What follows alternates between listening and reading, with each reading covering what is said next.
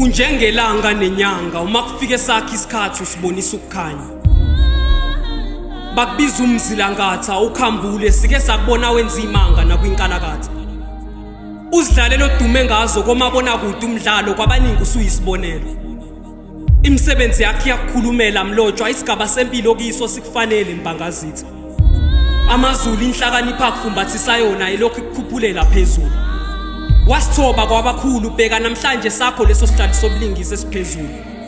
Impela umuntu ukuphakanyiswa kuzehlisa Mncube namhlanje siyakudumisa awubheke. Obulingisa umdlalo ubamba size esikhole ukuthi impilo ekhona akugeje. Ikharethi ihlezi kufanela ayikhona.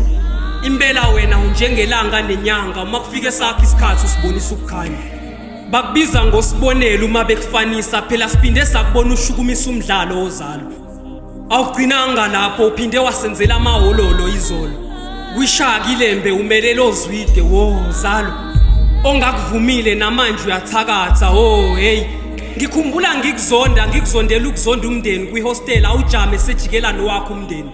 Kodwa ke bekuwumdlalo nje ongatheni ukusichithisa izungu siyimindeni. This is our living legend igama Wiseman Mncube sithi salute king.